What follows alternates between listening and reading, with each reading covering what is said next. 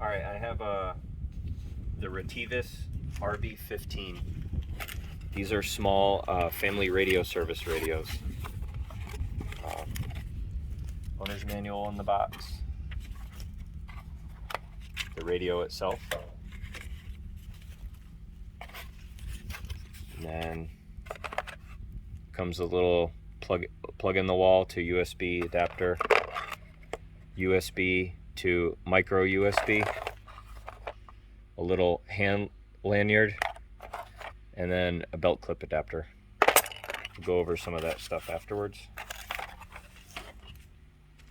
But radio fits in the palm of your hand. It's pretty well built. I'll go over durability a little bit later. Power button on top, push to talk on the left hand side. You have two different buttons here on the left hand side that we'll go over what they do later. There is a headphone port that you can plug in and use a headphone, and then your USB charging port underneath the flaps. There is a menu button, up and down arrows, and then there's a little LED indicator light. And then there are what looks to be some little charging ports on the side, though I'm not sure what that's for. And then when you get it, you have to put the battery in it, and it has a little locking cover to be able to open and close the battery cover, and it goes inside sort of like old school cell phones. Hold the power button, it boots up. 5. Tells you what channel you're on. Initially, when you got it on, just use the arrows and that adjusts your volume. You can see the volume. And then you either hit push to talk and that confirms it, or it'll go away on its own. And then hit the menu button and that starts going through your menu options. And I'm going to splice in and go over the detail on the menu now. Hit the menu button to start going through the menu. And each time you hit the menu button, you're going to move to the next option. There's 7 options as you go through the menu. You hit it once, that's going to be your channel. To change, 6. 5. you can see as you go through. 4. 5. That's how you're going to change whatever option you're on. To confirm the change, you hit the push to talk button. So it starts over. So hit it once, that's channel. 2 brings you to the CTCSS or the DCS settings, which I'll get into a little bit more later. 3 is the voice activated transmit. I realized I didn't put this in there on the voice activated transmit too.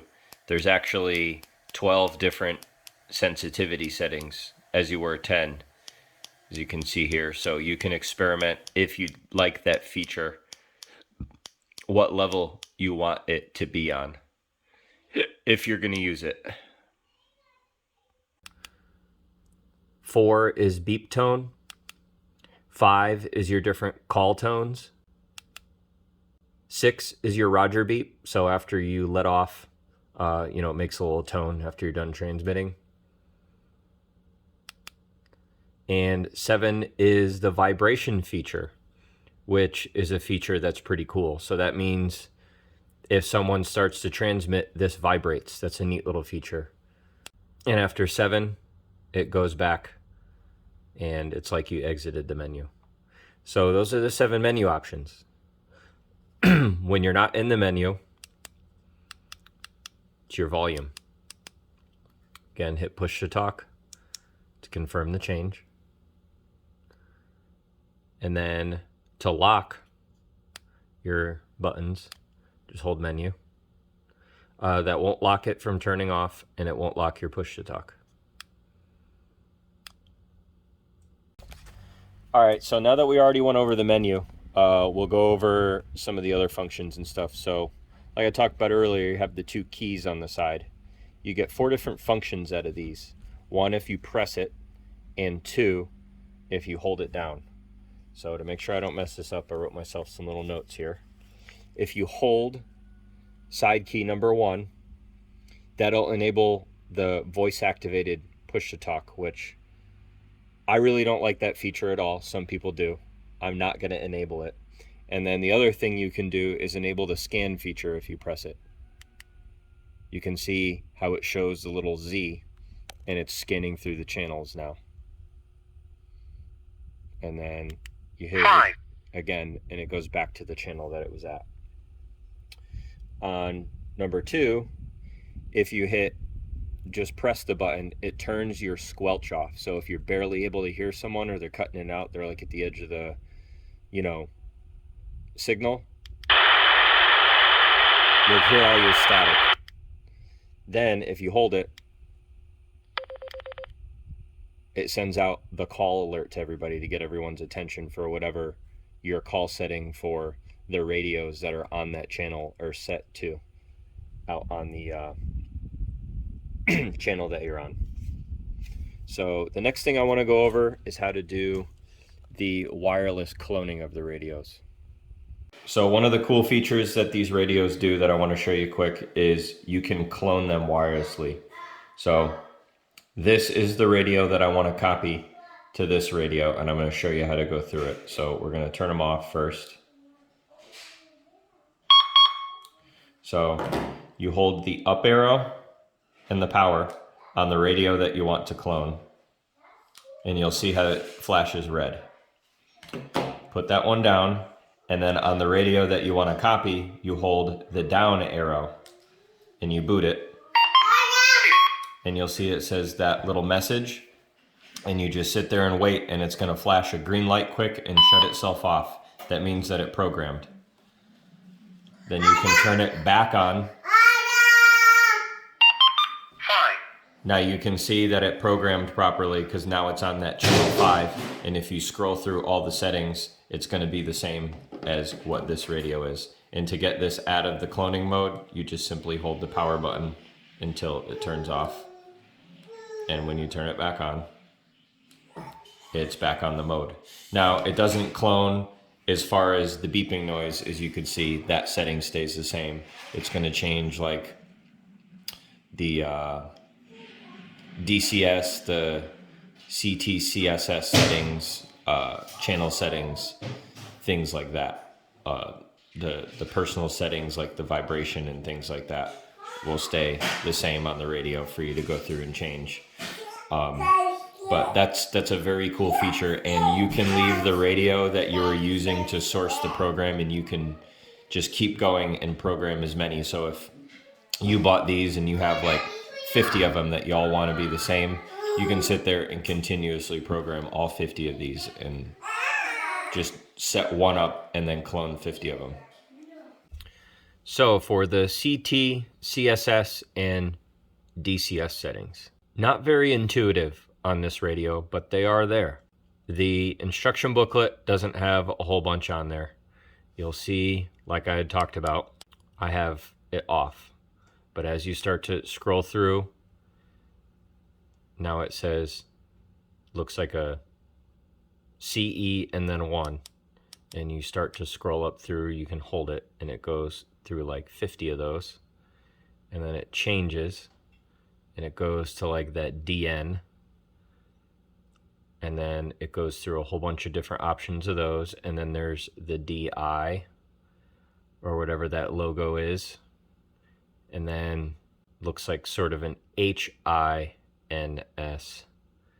or whatever you want to call it. So these are all different options, and in simple terms, you match all the radios up with each other on these, and they'll be able to talk to each other. If you want to know exactly what they mean, I had to do some research and find another Retevis radio owner's manual that broke down more what these codes mean. And I will do a quick splice in now that sort of shows a chart that corresponds with the number that it displays small up on the right with the codes or the CTCSS squelch codes. And if you want to save them, you can screenshot them from the video. I'll put them in for like 5 seconds a piece now.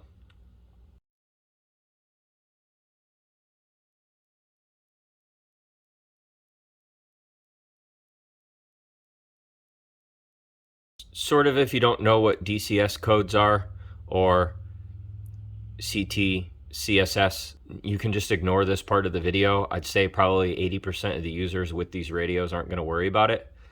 I actually did experiment with them a little bit, because if you've watched some of my other radio videos, I do have an intercom system at my house that uses some of these codes. I had an issue with these radios. I can input the proper code and it will open up the CTCSS code, but it transmits super quiet for no reason. I don't know why. I don't know if that's a Retevis thing with the codes being slightly off or whatever, but I didn't have that issue with any other radios. But these radios really aren't meant to be that advanced anyway. They're meant to be a simple little radio to shove in your pocket, you know, if you need to be. This is getting really way more in depth for what this radio is intended to be. It's meant to be a simple little radio that the battery will last for a while and you could talk to each other. So as the radio is charging, when it's plugged in, it shows the red LED, and when the battery is fully charged, it shuts off. So it's nice to show that it's fully charged up. So there's a little spot in the back for you to put this little hand lanyard on, or if you wanted to put anything, is like a little dummy cord so you don't lose it. And then the little belt clip piece, you have to actually slide it on upside down. It snaps in, and then when you rotate it 180 degrees, it locks into place. And then the belt clip is flexible and it's got like a little lock. So once it's on your belt or whatever it is, it stays on there pretty good. And then if you want to take it off, you can rotate it, pull it off to use it, and then rotate it, and it will lock back into place. So either way you want to use it, it actually works out pretty good for what it is. Like I said at first, it's pretty robust. This is not like a waterproof rated or drop proof rated unit, but it is built pretty good. I mean, you can drop it and throw it down and step on it. I wouldn't go run it over with a vehicle or an ATV or anything, but it held up. I didn't have the keys locked, so it just tried to change the volume, but it holds up.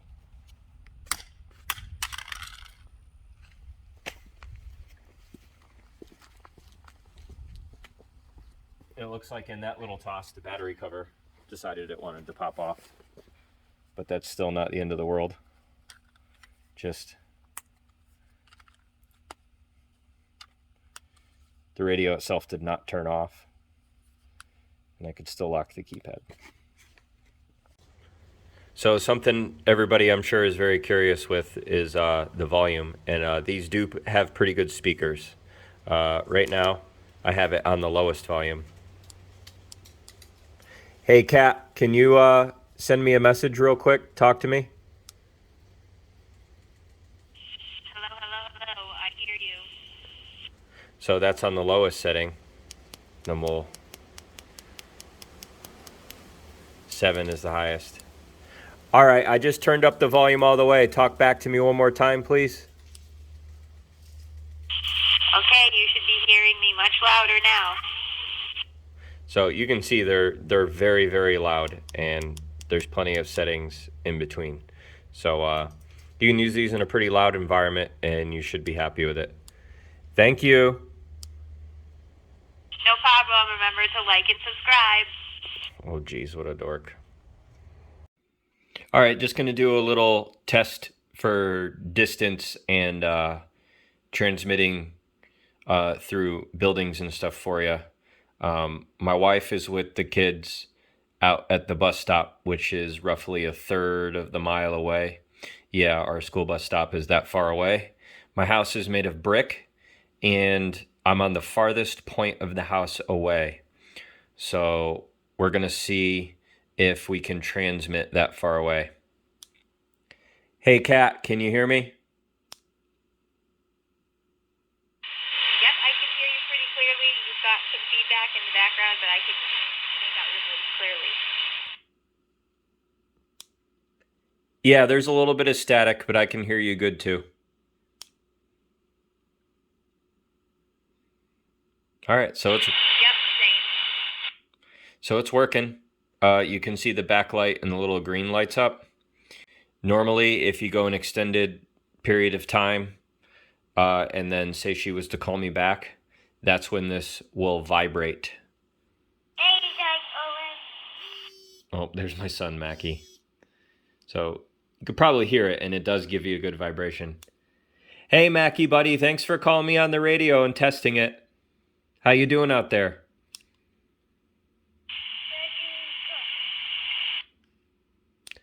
Very good. We'll see you when you get back, okay?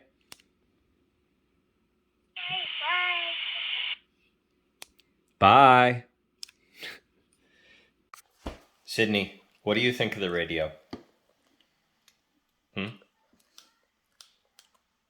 you like the buttons?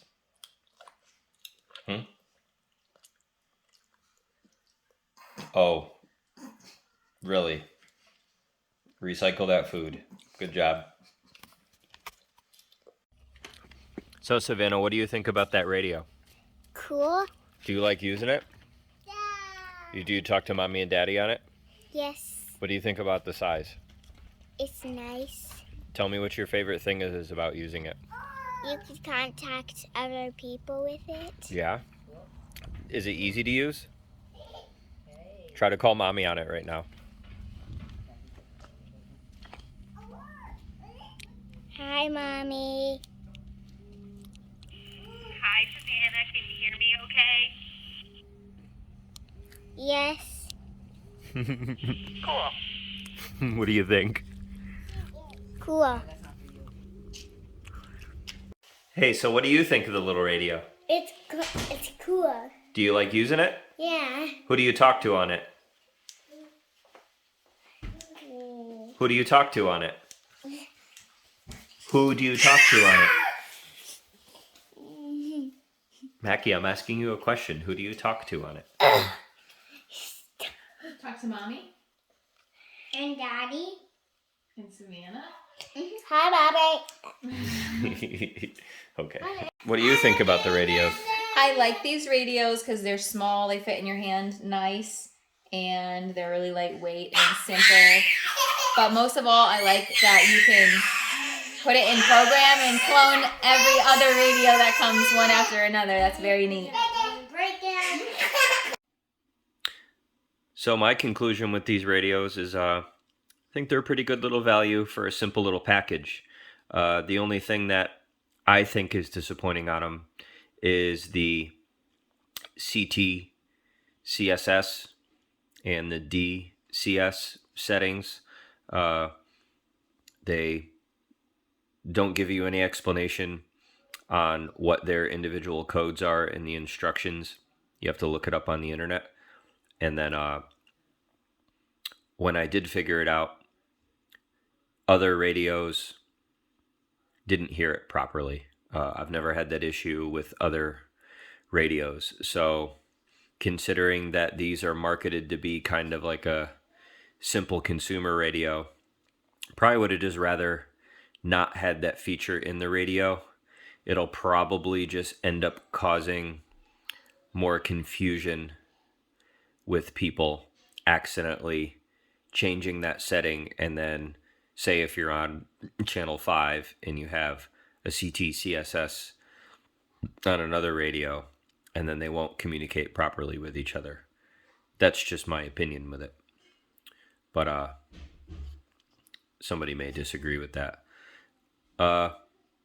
But yeah, and I mean, for how much you can get them for, especially in the multi-packs, the fact that you can duplicate them quickly, the fact that they have that vibrate feature is cool. The belt clip is small but effective. They get pretty loud. Not the clearest transmitting radio, but usually the FRS radios are not the clearest. So ultimately, I'd recommend them. And like I put in a little caption at the beginning, I have some links to these radios and different multi-packs in the description through Amazon. So check them out. I don't think you'll be disappointed if you're looking for a simple two-way radio setup.